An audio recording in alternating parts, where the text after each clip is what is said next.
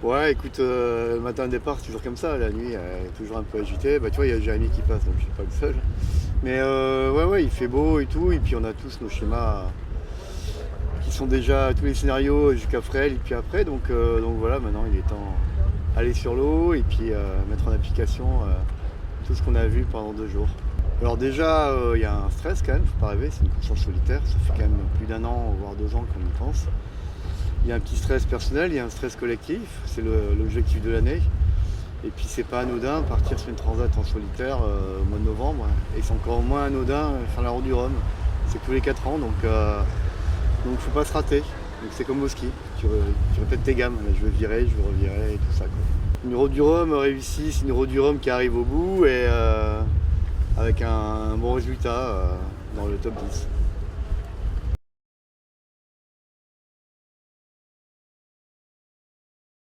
Bah écoute, je me suis bien endormi, comme un bébé. Par contre à 3 h du matin j'ai été réveillé, donc voilà, ça fait une courte nuit, 4-5 heures, mais voilà, c'est comme ça les veilles de départ de course. Ouais, c'est sûr que j'ai fait attention, surtout avec le report, de bien profiter, voilà, que la pression redescende et les sollicitations un petit peu aussi pour me reposer dimanche, lundi, mardi, donc voilà, normalement je suis frais et dispo. Bon, les conditions sont maniables. Maintenant, la problématique du périmètre de course avec les zones interdites, le plateau des Macs qui est au nord et surtout la porte de Fréhel qui est en plein courant. Pour nous, quand on y sera, il y aura 4 nœuds de courant. Ça sera quasiment infranchissable. Donc voilà, c'est un départ qui est compliqué, quoi. Tirer des bords là-dedans, contre-courant, avec beaucoup de bateaux, les priorités. C'est pas simple du tout, c'est vraiment technique. Donc il y a tout un tas de bricoles qui peuvent arriver, de bêtises à faire. Donc déjà sortir de là correctement, c'est un gros morceau. Après toute la côte nord va être un petit peu tactique aussi, avec du courant fort, des vents qui peuvent être un peu plus faibles à terre mais favorables pour le courant à la terre.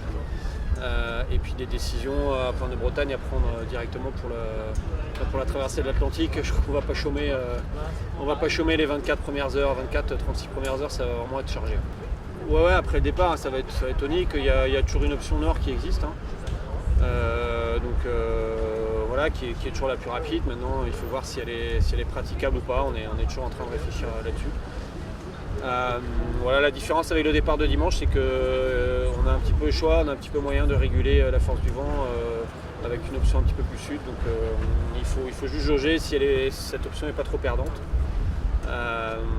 Voilà, et donc voilà, on a tous les scénarios en tête. On va retravailler ce matin avec les routeurs. Après, on est en autonomie dans le bateau.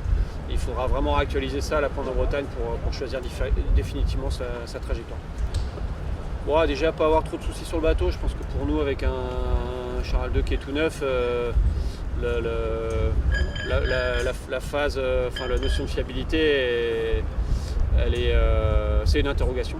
Voilà, le bateau a 3 mois, donc évidemment on va voir des choses. Je vais découvrir des choses sur le bateau que j'ai pas encore découvertes. Donc j'espère que ça m'empêchera pas d'être à la bagarre et que ça m'empêchera pas d'être de l'autre côté. Donc c'est vraiment ça, pouvoir tirer sur le bateau et qu'il soit fiable. C'est vraiment le critère numéro 1. Et après, si ça c'est possible, j'imagine que je serai à la bagarre. Et si je suis à la bagarre, je ne laisserai pas mes places. Ah ouais, je suis pas regarder mes anciens bateaux parce qu'il j'en ai quelques-uns sur la flotte. Donc, mais non, c'est une régate, donc je suis là pour la régate.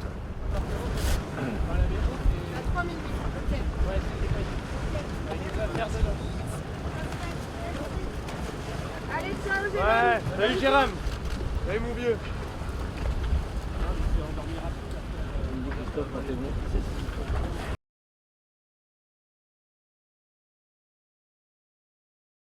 Écoute, j'ai bien dormi, donc c'est déjà une bonne chose. Souvent, il y a un peu de stress avant les courses, mais là, ça va. Enfin, je pense qu'on est tous les deux un peu focus sur notre course. On a un niveau d'expérience qui est assez différent, mais maintenant, je pense qu'on a envie tous les deux de performer au mieux pour l'écurie Bayou Racing, que les deux projets fonctionnent bien. Sur cette Route du Rhum, ce serait top. Bon, on a les petits mots des vieux amis, de la famille, ça fait toujours plaisir. Ouais. Ben écoute, hâte de partir. On sait qu'il va falloir faire attention au moment du départ et éviter les soucis. Et puis après, je pense que ça se décomptera un peu au niveau de Bréa, ça sera un peu plus simple. Et puis à ce moment-là, on pourra vraiment être un peu plus en mode course et puis se concentrer sur la suite. Non, on va y aller step by step, un jour après l'autre, essayer de se concentrer sur les bonnes choses au bon moment. On sait qu'on a potentiellement 2 dépressions à aller passer déjà avant d'envisager un peu plus de beau temps et de conditions un peu plus sympas, donc on va y aller petit à petit.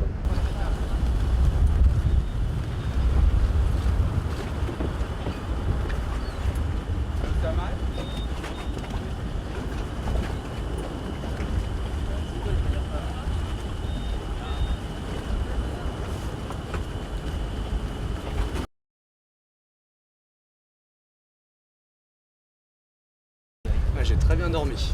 Je me suis réveillé vers 6 h du matin et puis là j'ai profité pendant une bonne heure et demie, 2 heures d'être au lit, de faire la grasse mat. C'était vraiment très très bien. Bon, il y a plein d'esprits en même temps. Ça fait du bien de partir en mer après 15 jours de village. Même si c'était intense, mais nous les marins on avait fait pour aller en mer. Donc super village, mais content d'y aller. Et puis bien sûr, t'as le cerveau qui imagine toujours le pire pour se préparer. Donc c'est un mélange d'excitation, de plaisir d'aller en mer et un peu d'appréhension, quoi. C'est toujours un petit cocktail explosif. Je suis un peu imperméable à ce qu'il y a autour, où j'essaie de l'être le mieux que je peux. Je me reprends quand je suis perméable. Moi j'étais content dimanche soir d'être dans mon lit plutôt qu'en mer. Voilà, c'est ce que je me dis. Après je serai parti dimanche aussi. Mais là c'est vrai que c'est beaucoup mieux. Déjà ça va être plus plaisant d'être en mer et puis on va se prendre quand même un gros front, hein. Faut pas perdre ça de vue, mais c'est mieux quoi, c'est mieux. Je préfère partir maintenant que dimanche, c'est clair. Ça va être costaud comme ligne parce que c'est vrai que 138 bateaux ça s'est jamais fait sur le départ, le vent est pile dans la gueule, donc on va devoir tirer des bords, donc il va pas falloir toucher les autres bateaux. Donc ouais, moi c'est un moment où je vais bien être concentré et ça me fait un peu peur. Donc je vais être prudent et je vais faire en sorte de ne pas toucher d'autres bateaux, c'est surtout ça. Donc c'est un départ prudent. Et puis est-ce qu'après il faut louvoyer jusqu'à Fréhel. Fréhel ça va être un endroit où tout le monde va se croiser, ça va être très compliqué. Puis après Fréhel on va pouvoir respirer un peu plus, quoi. Bah ouais, c'est un an de travail là, la route du Rhum, un an d'engagement, un an de sacrifice pour moi, pour toute l'équipe familiale et tout. Donc forcément, pas envie de casser le bateau dès le départ. Donc tout doucement, on va aller voir. Il faut c'est prendre un départ correct tout en étant prudent. C'est ça, c'est toujours un arbitrage qui n'est pas facile à faire. Bon, moi, ce que j'ai envie, c'est de me battre avec les meilleurs. Et donc, j'ai envie de me battre avec les meilleurs à des rives droites. Et puis, j'ai envie de laisser des foilers derrière. Ouais, là, je vais rejoindre l'équipe qui est à bord. Je vais regarder la météo avec Gilda. Je vais faire le point par rapport aux évolutions d'hier. Parce que là, ça fait quelques jours qu'on regarde tous les jours, plusieurs fois par jour, la météo. Et puis, on va partir de la bouée, on va hisser la grand voile et on va rejoindre la ligne de départ sur la pointe de Loing. Et puis voilà, ça sera le départ. Ça va aller très vite en fait, hein.